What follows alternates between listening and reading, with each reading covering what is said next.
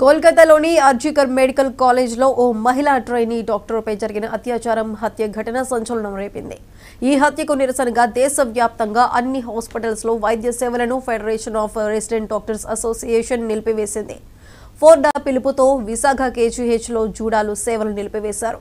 KGH నుంచి Jagadamba junction వరకు rally నిర్వహించారు. వైద్య వృత్తిలో ఉంటూ రోగులకు సేవ చేసే తమపై లైంగిక దాడులు, హత్యలు జరగడం దురదృష్టకరమని జూనియర్ డాక్టర్లు వాపోయారు.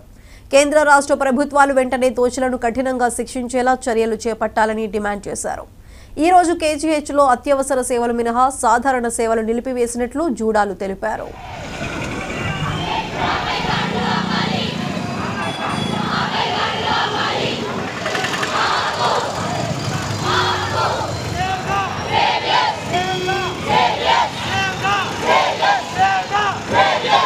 అందుకని ప్రతి డాక్టర్ ఈ రోజున ఎమర్జెన్సీ సర్వీసెస్ తప్ప మిగతా అన్ని సర్వీసెస్ బాయ్కాట్ చేసి మేమందరం స్ట్రైక్ లో నించుంటున్నాం. సెక్యూరిటీ అనేది ఏ మనిషికైనా బేసిక్ రైట్ అండి. మేము ఇంత సర్వీస్ చేస్తున్నప్పుడు వచ్చి హాస్పిటల్స్ లోని మాకు సెక్యూరిటీ ప్రొవైడ్ చేయడం కూడా గవర్నమెంట్ కి ఒక రైట్ లాగా ఉండాలి. సెంట్రల్ ప్రొటెక్షన్ యాక్ట్ రావాలి డాక్టర్స్ కి ఎగ్నెస్ట్ గా. ఈ ఒక్క యాక్టే కాదండి, ప్రతి వారం ప్రతి నెల కూడా గవర్నమెంట్ హాస్పిటల్స్ లో డాక్టర్స్ మీద వైలెన్స్ అనేది జరుగుతూనే ఉంటుంది. దాన్ని ఖండించాలి అండ్ మాకు సెక్యూరిటీ పెంచాలి. మాకు అట్లీస్ట్ వర్క్ ప్లేసెస్ లో అయినా కూడా మేము సెక్యూర్ గా ఫీల్ అవ్వకపోతే మేము వర్క్ ప్లేసెస్ లో అయినా ఎలా పని చేయగలం? అండ్ ఇంత దారుణమైన విషయం జరగడం అనేది చాలా ఘోరం అండి, అది కూడా ఒక ఉమెన్ డాక్టర్ మీద. So the entire nation is standing with her. We demand justice for her death and for our protection and for our security.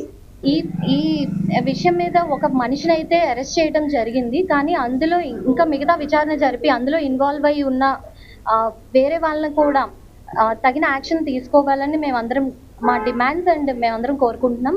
ఇమీడియట్గా ఏదో ఒక యాక్షన్ అయితే వాళ్ళ మీద తీసుకోవాలి.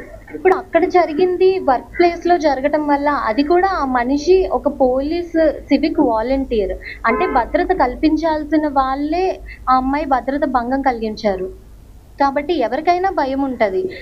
ఇప్పుడు ఎలా ఉందో పక్కన పెడితే ఎప్పుడు ఏం జరుగుతుందో అన్న భయం మాలో అందరికీ ఆందోళన కలిగించింది. ఒకటి, ప్రతి ఒక్కరికి ఫస్ట్ అవేర్నెస్ తీసుకురావాలి. అంటే ఒక మనిషి చాలా చట్టాలు వస్తున్నాయి. ఒక అమ్మాయి మీద అత్యాచారం జరిగితే చాలా చట్టాలు వస్తున్నాయి, కాకపోతే ఏ చట్టము ఆపలేకపోతుంది. ఒక మనిషిని అత్యాచారం చేస్తే ఇది జరుగుతుంది అన్న భయం లేకపోతేనే ఇలాంటివన్నీ జరుగుతాయి. కాబట్టి ఫస్ట్ అందరికీ అవేర్నెస్ తీసుకురావాలి. వాళ్ళల్లో ఆ చట్టం అన్నది ఒక మనిషిలో భయం తెచ్చిన రోజే ఆ చట్టం సక్సెస్ అయినట్టు. కాబట్టి చట్టాలు కొంచెం స్ట్రాంగ్గా ఉండాలి, ప్రజలందరికీ అవేర్నెస్ ఉండాలి అన్నది మేమందరం కోరుకుంటున్నాం. జగిత్యాల జిల్లా